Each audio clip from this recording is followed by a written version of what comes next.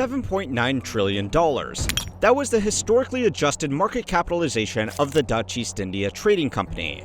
It was a for-profit company larger and more powerful than most of history's greatest empires. If it was around today, the world's first multinational corporation would have been worth more than Apple, Microsoft, Amazon, Meta, and still have more than enough money left over to purchase McDonald's, Walmart, and Samsung.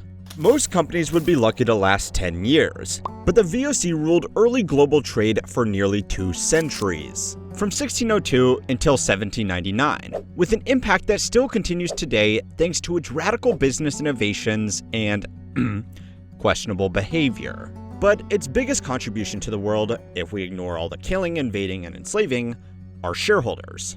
Besides pioneering corporate governance, the creation of shareholders paved the way for modern businesses to become more accessible to the average person.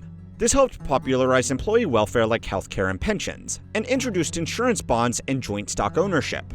So, who were the people that owned the most valuable company of all time? How did the concept of a corporation even start? And how did the Board of Investors influence the direction of world history? Chapter 1.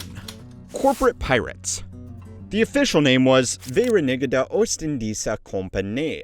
If any Dutch speakers take issue with my pronunciation, please don't throw your clogs at me. For the sake of convenience, we'll use the simple abbreviation of VOC. The VOC was created by the Dutch government through the States General of the Netherlands. The aim? Compete with European powers in the spice trade. From the 1500s to the 17th century, the Western world expanded with the Age of Discovery. Spice routes were big bucks. Empire was big business. Weakening the economy of your rivals would enable you to expand your nation's franchise and monopolize the world before they did. But how do you create a business machine big enough to squeeze the likes of Britain and Portugal out of the new trade routes? To us, the answer is obvious.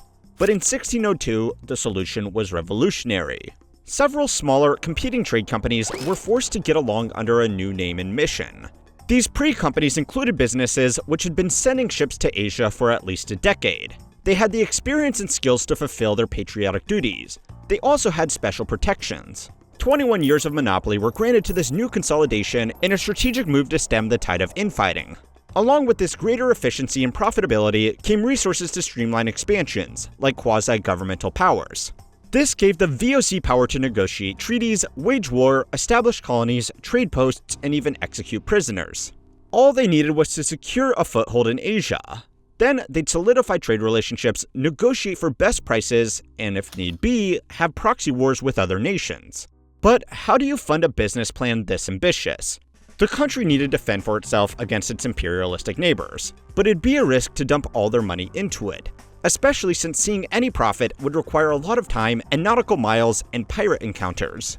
Someone had to be the one to come up with the first ever idea for structuring a multinational. Not an easy feat in those days when the fastest form of long-distance communication was a homing pigeon carrying parchment or a guy riding a donkey.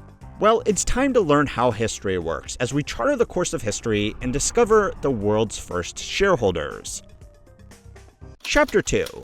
7 Cs in 2 tiers. Funding for the VOC was divided between 2 tiers of shareholders. Of course, they didn't call them shareholders back then. Instead, they called them bewinnhebbers and participanten. I know that sounds like a fancy brand of aspirin medication, but they were simply names for governors and ordinary investors. How much money you put in decided how much responsibility you had. It was a bold innovation which laid the groundwork for the 2-tier system which we see today, like the dual-class share structures found in Google and Facebook.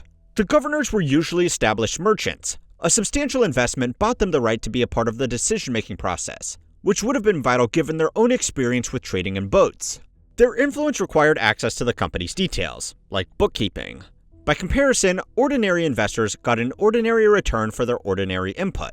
Voting rights weren't given. Company details remained mysterious. Even if you could have a say in decision-making, it would have been worthless without an insight into the company's inner workings. But that's what these people wanted. Like a limited partner in a modern investment firm, all you want is profit. You give your money to help someone else figure out all the hard stuff. On paper, this setup looks like a match made in heaven. Yet, as any modern business-minded person knows, shareholders are sometimes at odds with management. The early days of the VOC were no different. Easily, the most significant case was the Dutch entrepreneur Isaac Lemaire. Not only did his fights with the VOC lead to eventual reformations between shareholders and business owners, it even led to discoveries. As a hugely wealthy merchant, he started out as the largest shareholder in the VOC. In the end, one of his 22 children became the VOC's chief of Dejima in Japan. And yes, you heard that right. 22 kids. Guess old Isaac also wanted an investment return on his gene pool. Anyway, his fight with the VOC started soon after his own merchant trade was merged with the Dutch government's monopoly project. He expressed his concern that the company's board only had company employees on it. He saw how the company's debt reduced shareholder profit. He noticed how the board was deaf to feedback. He observed how the bigwigs were becoming richer. Then he accused one of the company's ship captains of malpractice, and the company directors of manipulating share price. In retaliation, they accused him of embezzling funds and hiding receipts. Litigation ensued. Isaac lost. He was kicked out of the VOC and banned from trading. However, Isaac got his own back by setting up a rival trading company outside the VOC's jurisdiction. Then, his son Jacob discovered alternative trade routes around Cape Horn.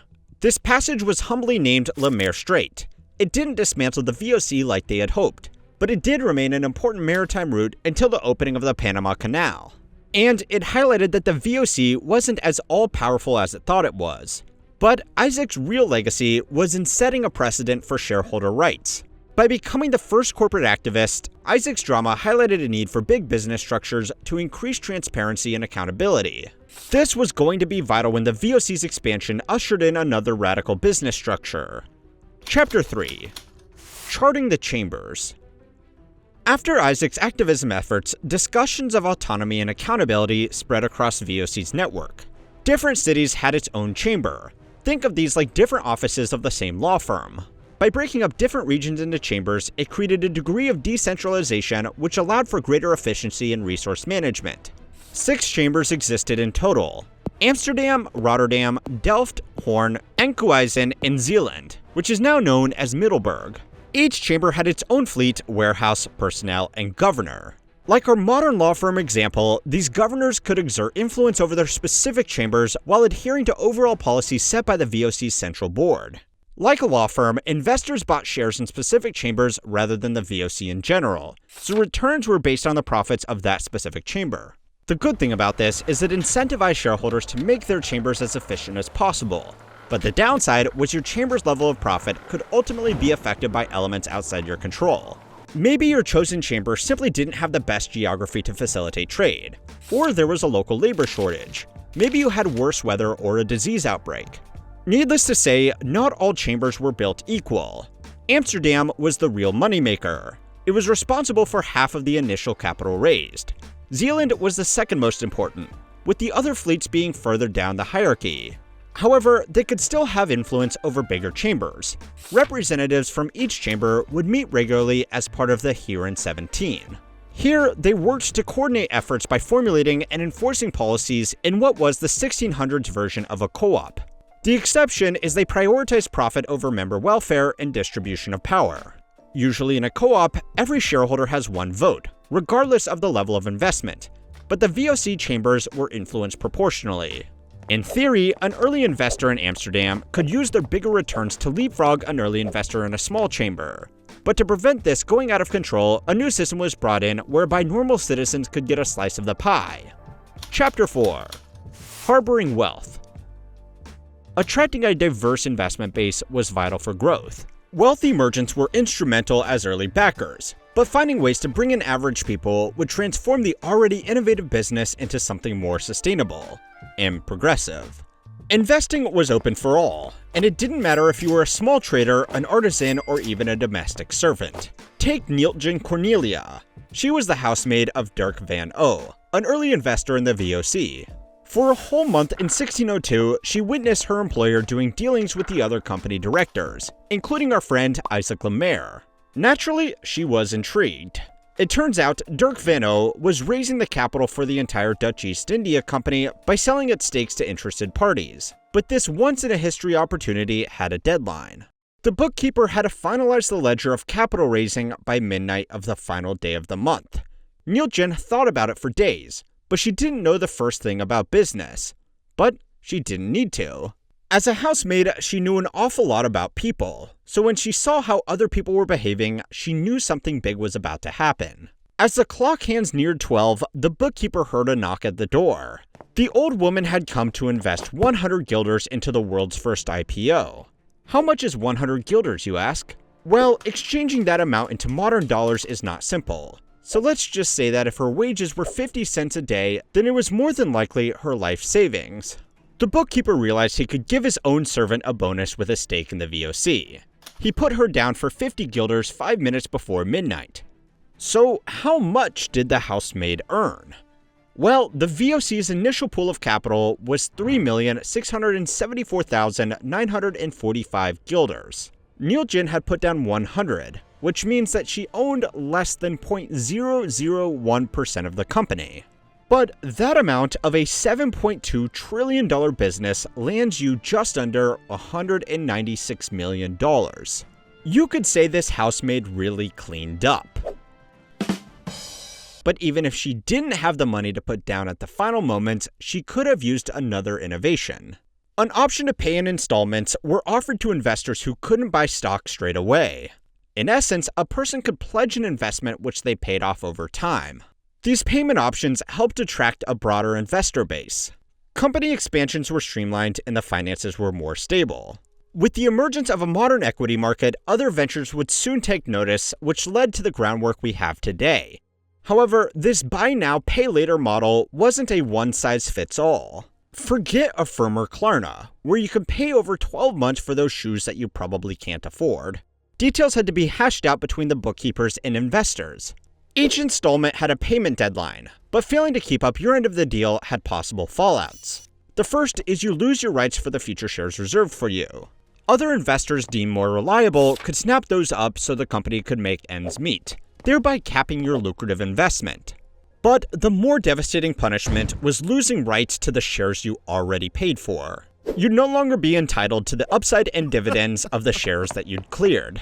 Your only choice was to beg for forgiveness, work out a new repayment plan, or watch debt collectors carry out your furniture. More than likely, you'd just have the money that you paid refunded. But that would sting, knowing a missed payment was how you lost out on generational wealth. But the social cost could be much more.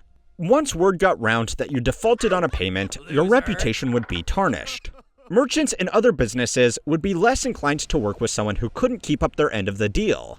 It's not like you could just pack up and move to a city so easily, or head on down to the unemployment office to get your resume out there.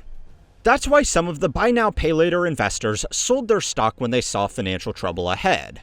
The first guy to do this was Jan Allerts.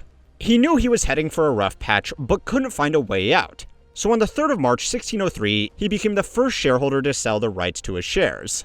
2,400 guilders went to Maria van Egmont, and a further 600 went to Mrs. von Barossum. The good news was the shares had risen in value since he first bought them.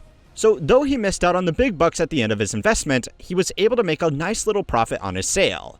Active stock trading had just been invented. Of course, people sold their stocks when they had an immediate debt to pay. Like when someone on Facebook Marketplace sells a recently bought PS5 because the rent is due. However, Jan Allerts proved that trading stocks for profit wasn't a bad way to go.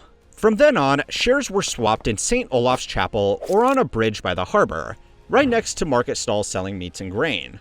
Things picked up so much that a few years later, in August of 1611, Amsterdam opened the world's first stock exchange.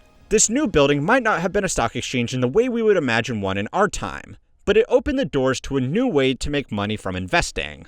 And a new way to make money always changes how business is done. Chapter 5. Treasuries and Treacheries.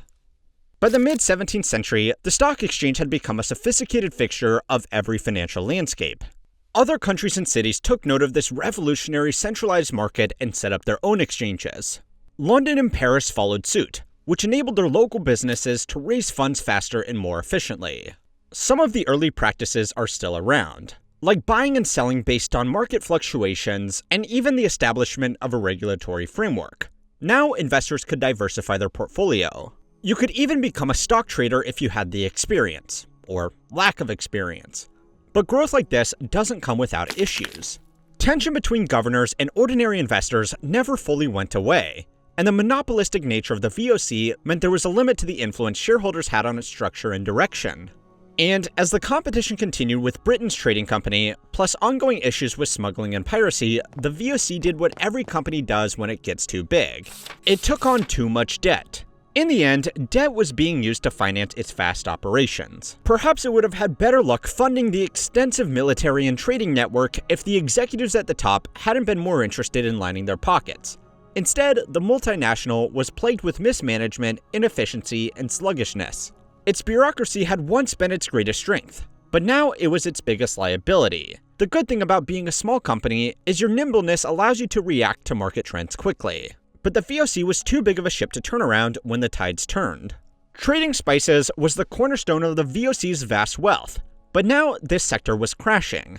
The goods were oversupplied and other trading companies were offering better deals. Plus, consumers were losing interest. They had become more interested in the commodities that the VOC's trade routes didn't carry, like cotton and sugar. It's ironic. The money the VOC generated was used by investors to develop industries that led to its undoing. Textiles were becoming the next big thing. The Industrial Revolution wasn't far off. It also didn't help that France had invaded and set up a puppet government. After 200 years as a multinational pioneer, the Dutch East India Company was turning hollow. The doors were officially closed in 1799, 3 years after the Dutch company stepped in to stabilize the situation. Once it was dissolved, the remaining assets were nationalized, including its debt and colonial administration. Perhaps executives blamed external factors, like the Dutch-Anglo Wars. These encounters did cripple the VOC's naval power and trade routes, and the new political allegiances formed through the century did encourage trade through other means. But really, the VOC's downfall was caused by the thing that created its rise: investors. Revenge inspired short selling, not a need for market efficiency and liquidity. But some say short selling doesn't even do that. They say short selling only ever leads to more volatility and crashes. They blame the 2010 flash crash on high-frequency trading and short sellers. They say the 2008 financial crisis was subprime mortgages, credit default swaps, and, well, short sellers. Is that really true? Was betting against the market in the late 2000s the primary reason shareholders lost $8 trillion? Even if it did, many will defend it. They'd say short selling is the best way for the little guy to stick it to the fat cats. Look at GameStop. They say average Joes pulled a fast one on billionaires by playing them at their own game. Melvin Capital was one of the prominent hedge funds shorting GameStop, but after getting trolled by users on the Robinhood app, they lost around $6 billion before closing their doors for good. That's bad news for the guys at the top, but for the guys at the bottom, they feel like it's justice being served. And it's exactly what Isaac Le Maire would have wanted. He was the guy who inadvertently created short selling when he was trying to take on one of the biggest companies on the planet.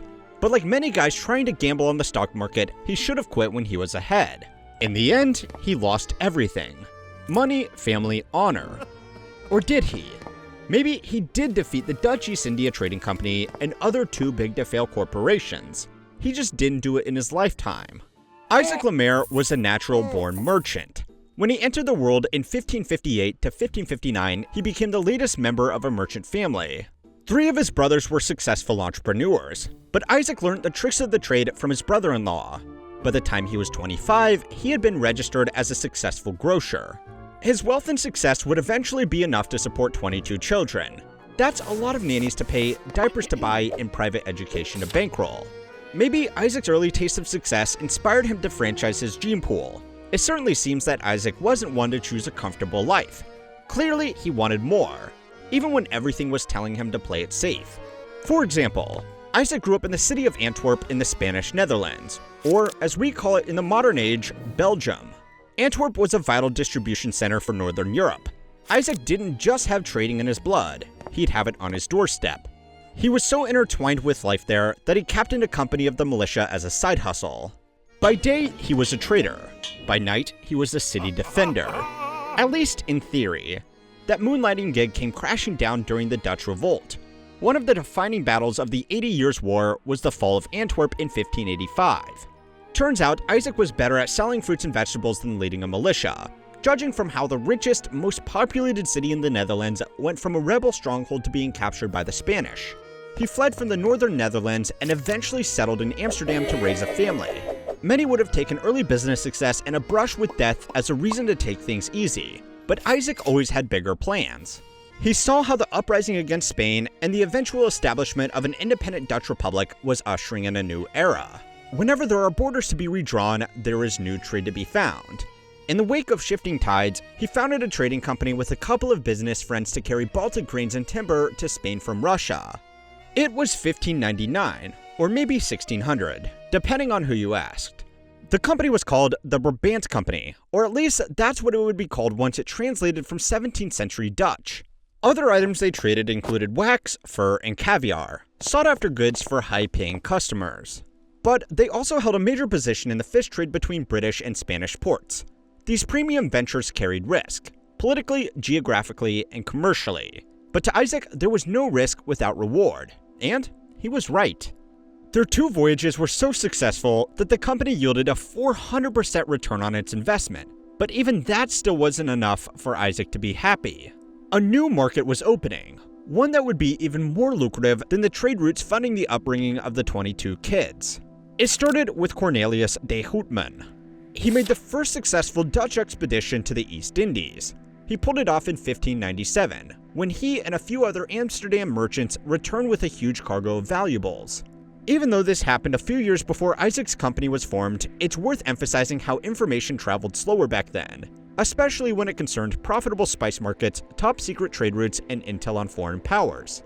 Heck, back then, people didn't even know these places existed. An average person wouldn't be able to independently verify which stories were rumors and hearsay, and which were bona fide business opportunities. In time, Isaac would utilize these channels of communications to his advantage. But for now, let's focus on how Isaac learned that brave merchants had acquired enough maps, expertise, and firepower to break into the emerging market. No way was Isaac Lemaire going to pass up this opportunity, but his decision to go all in had devastating consequences. The race was on. Britain had already created its own East Indies trading company in 1600, so Dutch entrepreneurs had to move fast to get a foothold in the East Indies, especially if it was only a matter of time until the likes of Portugal entered the market. Trading companies had to mobilize, and fast. But there was a problem. Growth was impeded by the custom of liquidating a company after a single voyage. Of course, some companies had a few vessels on their books, but in general, the practice was used as a form of security or insurance for the bankrollers. So, in a bid to leapfrog ahead, Isaac Lemaire merged his company with the same one that had hired Cornelius' successful voyage. This would enable the new company to mitigate enough risk for a few more voyages. However, merging with a reputation as strong as Cornelius's wasn't going to be enough. Competitors had also been merging with each other. Isaac would have to monopolize the Dutch industry before he could even try to take on Britain and Portugal in the trade wars. Thankfully, he wasn't the only one to see where this was going. In 1602, statesman and revolutionary Johan van Oldenbarnevelt set out a bold idea. He'd spent the last few years undergoing special diplomatic missions to King Henry IV of France and Queen Elizabeth I of England.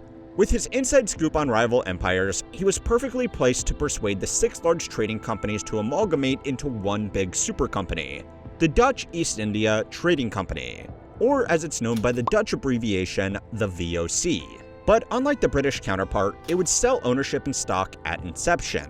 By using wealthy investors to grow the company straight away and not rely exclusively on state funding, the VOC had a real shot at bringing the idea to scale.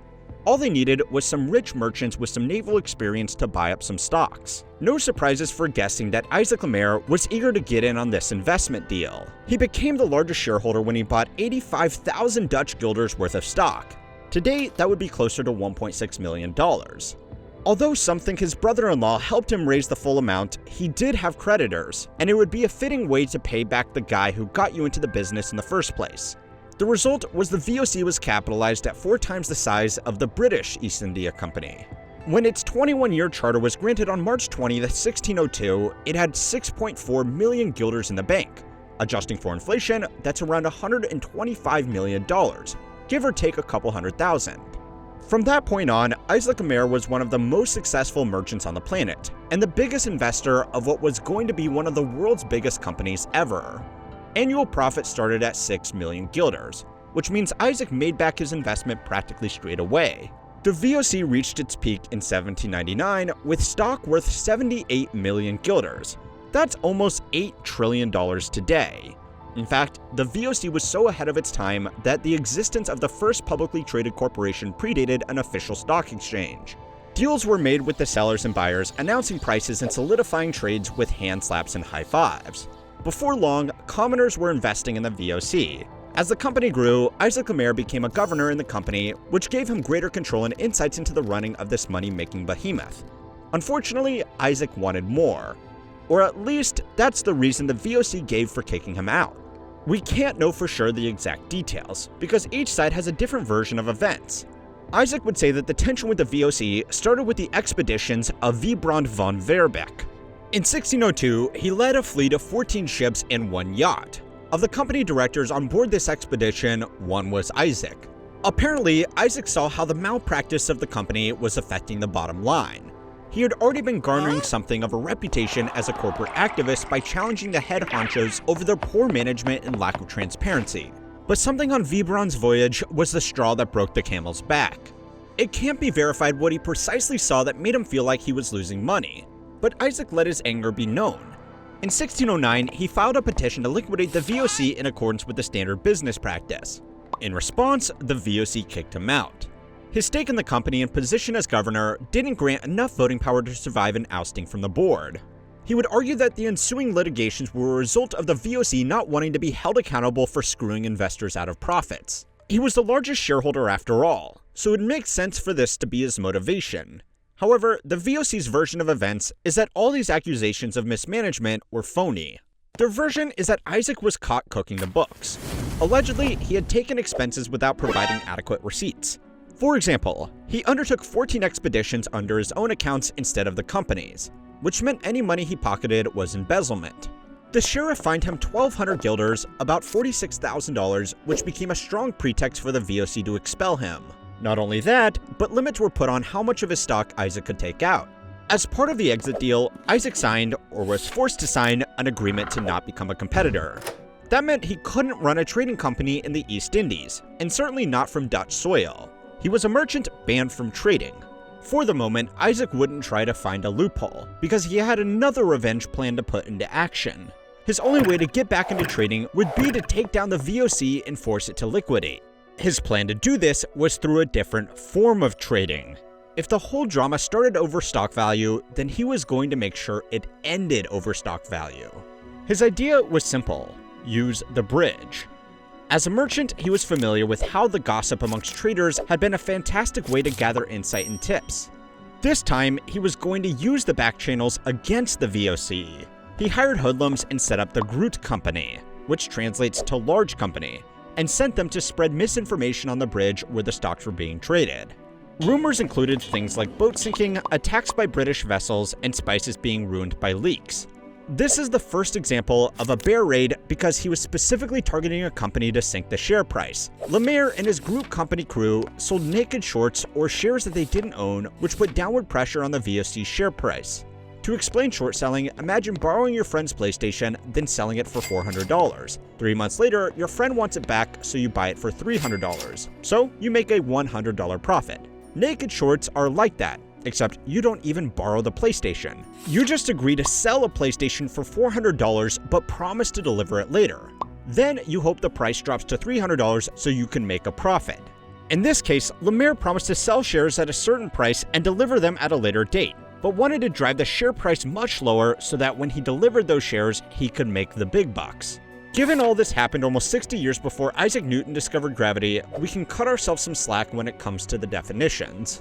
What's important is that by the time anyone figured out the truth, Isaac would have done enough damage to the company to either make his money back or sink his rivals for good.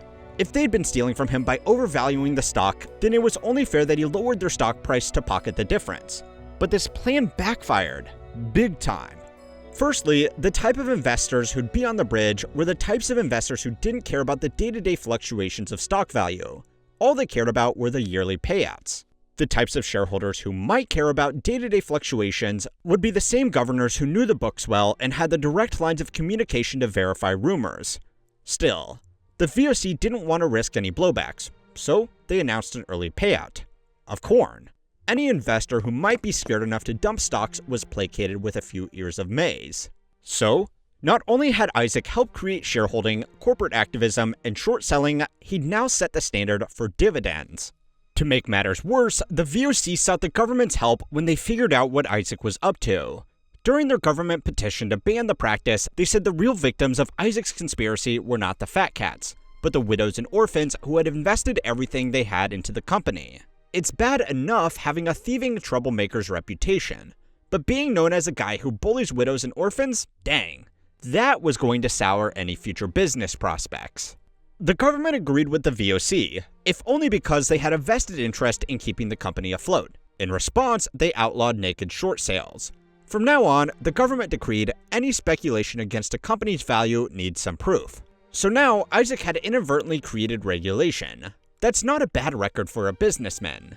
Well, unless we count how it financially ruined him. The government ruling meant everyone became aware of Isaac's scheme and kept away. As a result, he lost somewhere between $10 and $20 million. Whatever that is in guilders, it would have been a lot less than what he stood to lose from the VOC lining their pockets. However, Isaac saw himself as a man of honor. Even when he was exiled to a seaside town, he conspired to take down the VOC once and for all. First, he tried to get a freelance gig advising France on how to set up their own East Indies trading company. He knew the infrastructure, the corporate accounting, and the merchant trade routes. But the project with the French monarch never got off the ground. Maybe France thought the market was oversaturated, or didn't want to risk the wrath of the VOC by infringing on their contract with Isaac. In the end, Jean-Baptiste Colbert found the French East India Company, though it's possible he used part of Isaac's initial plans. Isaac's next revenge plot would be his last. He set up the Australian Company, or at least that's what it would be called when translated from 17th century Dutch. By basing the company in the United Provinces, Isaac could argue that he wasn't breaking his competition agreement with the VOC, at least until the VOC got some good lawyers. But direct competition wasn't the main objective. He knew they were too big to take on face to face. What he wanted to do is take advantage of the trade routes. If he could find a safe route through the Drake Passage, then potentially he could devalue the entire company's value in one fell swoop. That way, he would be the go-to guy for all new trade.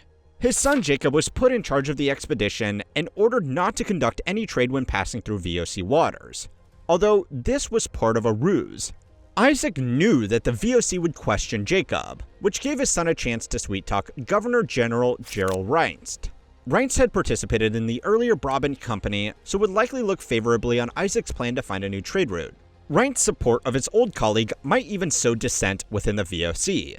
Eventually, after a few talks and one marriage proposal from Jacob to Reinst's daughter, the Lemaire expedition was permitted to carry on.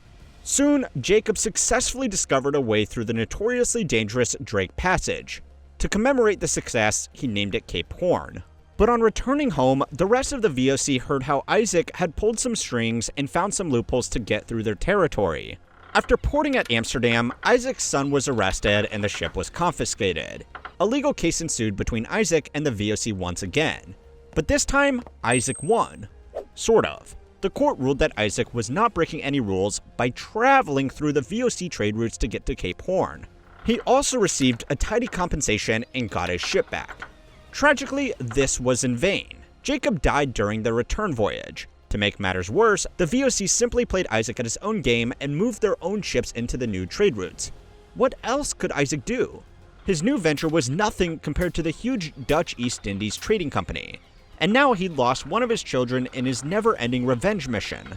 A few years after this incident, Isaac Lemaire died on September 30th, 1624. His tombstone reads, "A merchant for more than 30 years, blessed by the Lord. He gained a lot of money and lost it all, except for his honor." No doubt, people of his time contest that final point. Isaac was a privileged man who was never satisfied with his wealth, spearheaded the creation of an impressive corporation, and even resorted to playing dirty tricks when he got bitter. His grudge cost him fortune, reputation, and the lives of countless people, including his son. But some say Isaac did die with honor. Despite his misgivings, sacrifices, and mistakes, he created business practices and principles which protect everyone today.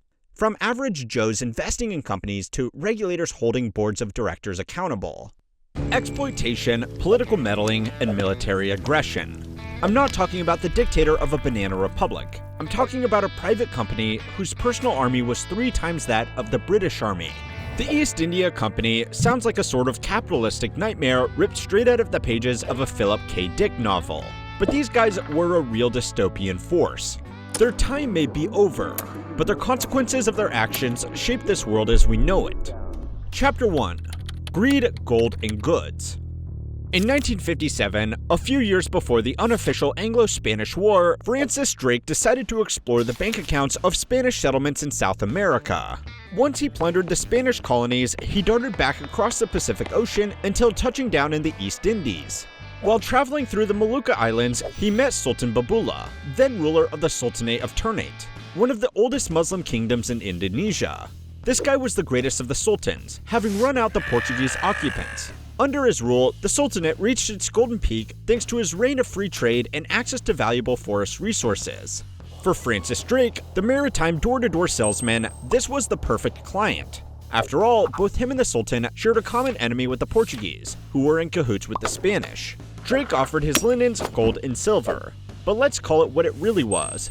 Evil thing number 1, selling stolen goods. In return, the Sultan offered Drake hugely valuable exotic spices, like cloves and nutmegs, but Drake didn't know how pricey these things were until he returned to England in 1580.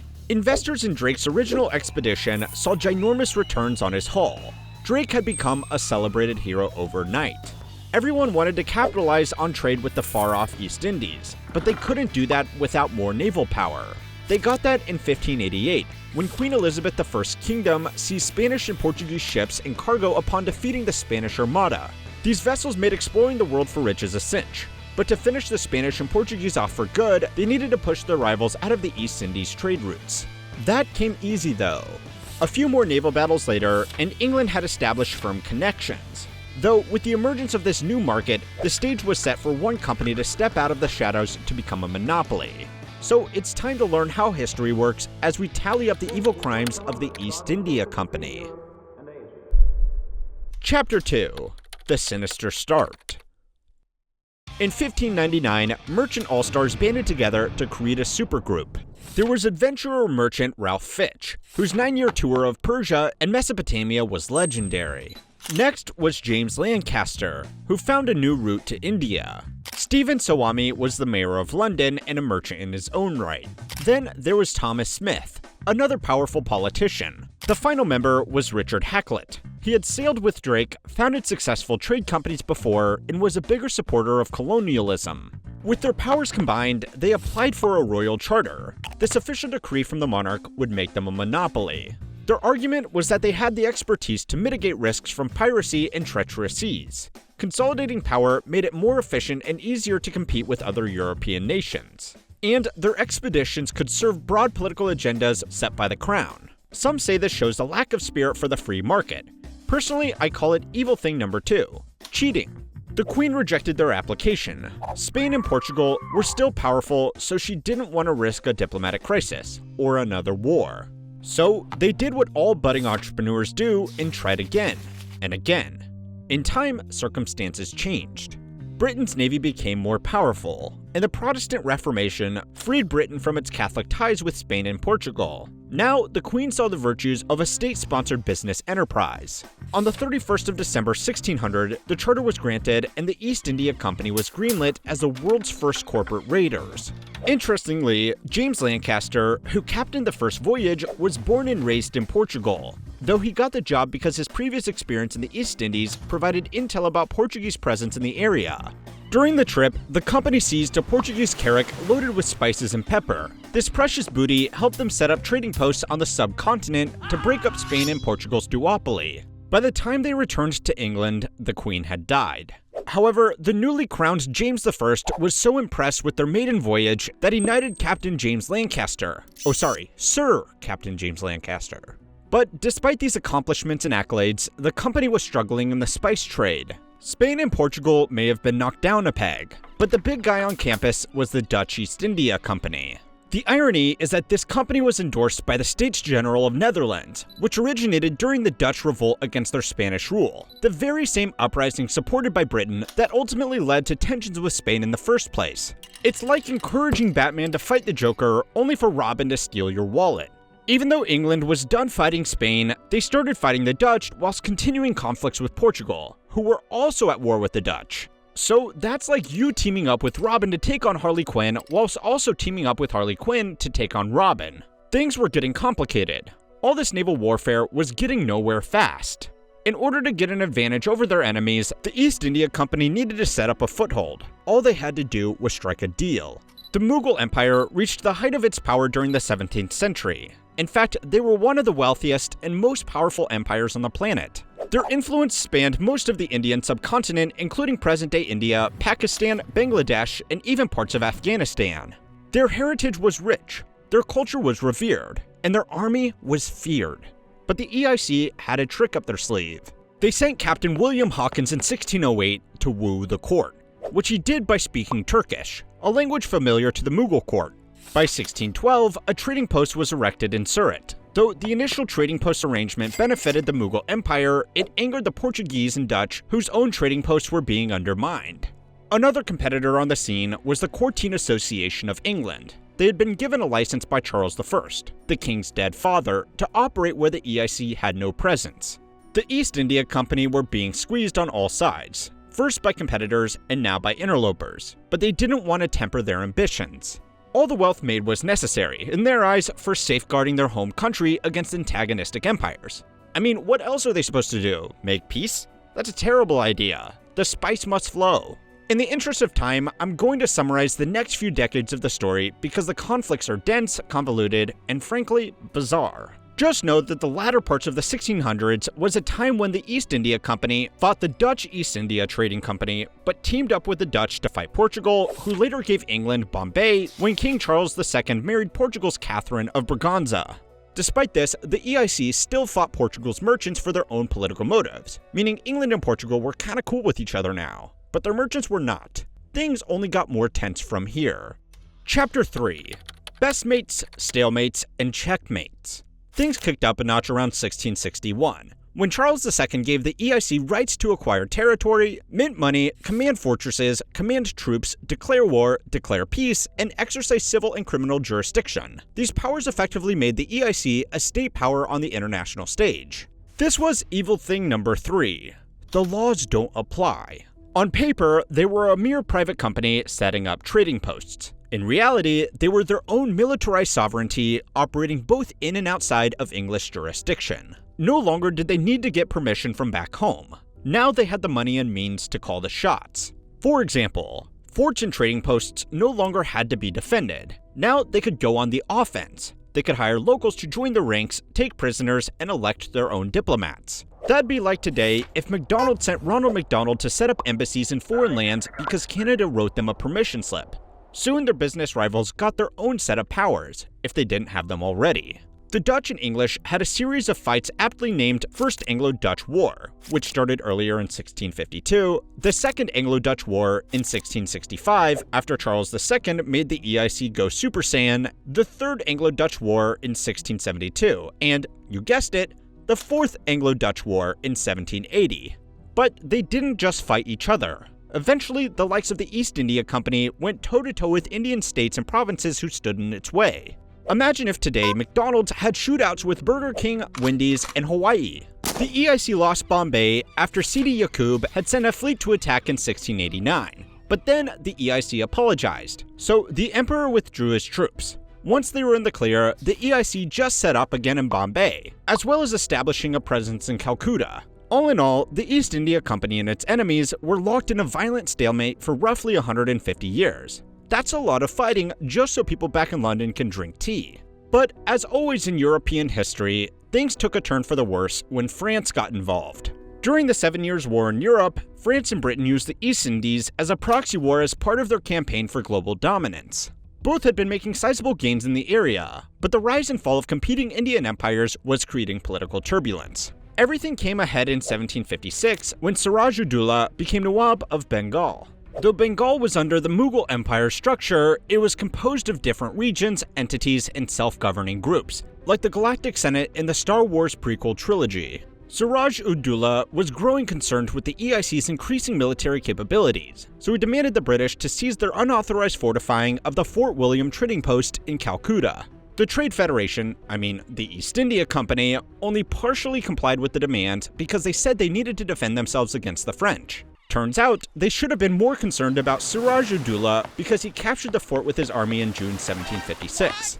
I suppose in the eyes of the EIC, he had just proven their point. In response, Robert Clive was dispatched to reclaim Calcutta by force. He succeeded and signed a treaty with Siraj-ud-Dowlah. However, Clive was conspiring with Siraj's own disaffected commander, Mir Jafar, to overthrow him. In British colonial history, this was Order 66. Or, as we like to call it, Evil Thing Number 4, Betray Your Allies. The surprise attack became known as the Battle of Plassey, and resulted in Clive's decisive victory, Siraj's execution, Jafar's puppet rule, and the official start of British colonialization. Chapter 4. Hostile Takeover. By this time in the 18th century, the EIC was bigger than the British government. Back home, the government was taking in about £8 million a year, but the EIC was earning a quarter of that just from their Bengal revenue. When the 19th century started, the EIC's private army was about 260,000 in total. Britain was smaller at 200,000, because they didn't have European officers or Indian soldiers in their ranks.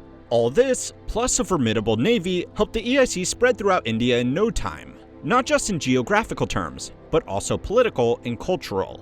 No colonialist worth their salt is going to allow conquered people to carry on as usual. They forced their Indian subjects to get with the program. The EIC imported British values, laws, and principles. Though you could argue this introduced some good ideas, like universities, railways, telegraphs, and cartography. It came at a tremendous cost. Let's call this Evil Thing Number 5, good old-fashioned subjugation. Local and indigenous ways of life were erased. Languages were lost. Traditional cultures and traditions were upended. Religious and social tensions were exacerbated, especially when Christian missionaries rocked up. No one likes a Christian missionary. One of the most devastating consequences has to be how EIC controlled trade. To modernize India, they imported British goods. However, the influx undermined the work of weavers, artisans, and farmers. Poverty started to spread. But the EIC wasn't too concerned with how the economy was affecting others, because they found a neat little side hustle, aka Evil Thing Number 6, literal slaves. Though their buying and selling of human beings was limited compared to the transatlantic slave trade, that was mainly because they didn't want to directly compete. They also used slaves in their own trading posts, particularly as the EIC spread its influence across Asia and African lands, like Madagascar. Servitude went wherever the EIC went, either by force or through heavy taxation and exploitative working conditions. The most catastrophic fallout from this was the Great Bengal Famine of 1770, where an entire third of the Bengal population perished. Though weather conditions had contributed, like a fierce drought, the conditions were worsened by the company's policies and practices. Revenue extraction did not let up in the face of crop failure, leaving very little for the starving population to live on. Land for crops was even reduced because the EIC stepped up its production of opium and indigo exports. As you can imagine, their relief aid was inadequate. They were undoubtedly more focused on the bottom line than figuring out a way to control the soaring cost of basic food supplies.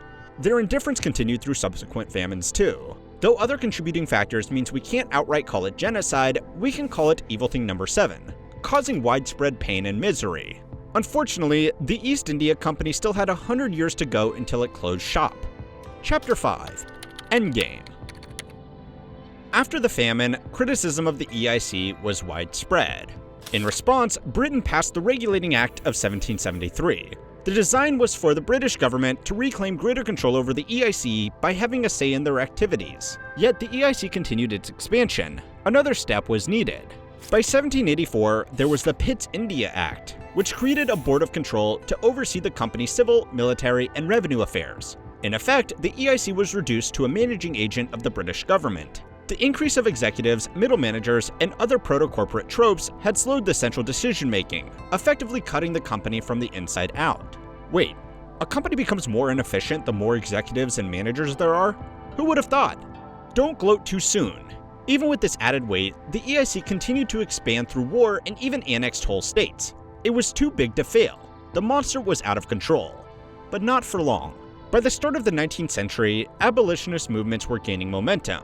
Though it would still be many decades until Britain passed Emancipation Acts, it was enough for the EIC to start exiting the slave trade. Now, they were weighed down by suits, spread thin, and losing revenue. They were dying from the inside out like a Silicon Valley startup. Then, in 1857, almost 70 years since the British government decided to slow the EIC, there was an uprising. The Indian Rebellion was a major pushback against the company. The sepoys had had enough of economic exploitation and cultural insensitivity. Alas, their resistance was short-lived, but not in vain. The British government saw that the failed rebellion would lead to more revolts. The longer they stayed in the game, the higher the chance of a successful overthrow.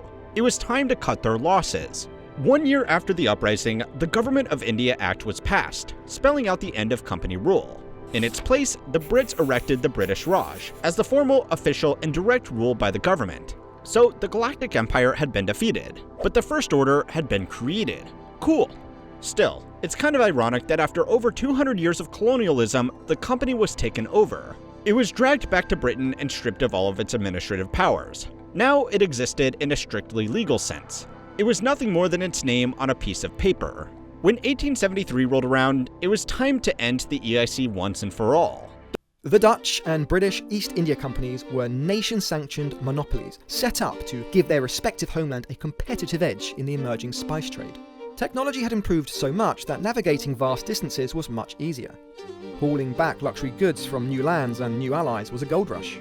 Countries pivoted to economics as a path to world dominance, which meant naval merchants were more important than military generals. In fact, these private companies were so large that they had their own military generals. Under the company's unique deals with their countries, the traders could erect forts, go to war, and sign deals with foreign rulers and landowners. It would be like if Amazon signed a deal with the US to become its own nation-state where it worked on behalf of the White House. That way, if Amazon's private army had a skirmish with the sovereign state of Alibaba, neither the US nor China would be drawn into a war, even though both corporations were fighting for the explicit interests of their respective governments. With this kind of power, technology, and accountability, the British and Dutch East India Companies were raking in a lot of cash, as were the employees. An office clerk's annual salary would be about $28,000 in today's money. That might not cover all of our modern costs, but at that time it offered a good life. Moreover, your income and pension rose with every year of employment. By 1840, a company clerk could be taking home about 12 times more than a manual labourer. So long as you were fine copying out documents by hand multiple times and losing sleep from the stress of a simple data error getting you reprimanded, it wasn't a bad gig to have. Yet the company directors had meagre earnings by comparison. Despite helping run a multi-billion-dollar company, salaries could be between $300,000 and $500,000. That's not a bad income for the average person, but a fat cat in a successful Silicon Valley tech company would be making that every week. Not that company directors minded. They preferred it this way. Gifts from people desperate to ingratiate themselves into the money-making machine were just one perk of being a big cheese. So why would you want to get a bigger salary just to pay more tax when you could simply be gifted tax-free money and goods every day? This system of under-the-table transaction was inevitable, given how people needed to be nominated by a director before they could be considered for a job. Getting hired wasn't as straightforward as sending in a resume or having an uncle set you up with an entry position. Even after the board nominated you, they needed proof that they could trust you. Every new hire was expected to put down a good behaviour bond of what would today be worth around $51,000. That's a lot of cash just to stack shelves in the warehouse. And the higher the position, the higher the bond. Back in the 1680s, the president of an overseas factory had to fork up about $360,000 just to have the privilege of earning a salary. But it was money well spent. These corporations were making billions, so it'd all work out once you got a seat at the table. If you couldn't afford the sign-up costs, there were unpaid internships to get your foot in the door. They lasted 5 years. By 1778, internships were only 3 years long, though it wasn't until the start of the 1800s that an intern would get a bit of a salary.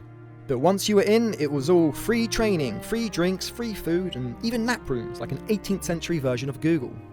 However, the biggest perk was private trade. Usually it was prohibited given the company's strict orders to run and maintain a monopoly. Yet, employees enjoyed the opportunities to privately trade luxuries far away from the reach of tax collectors.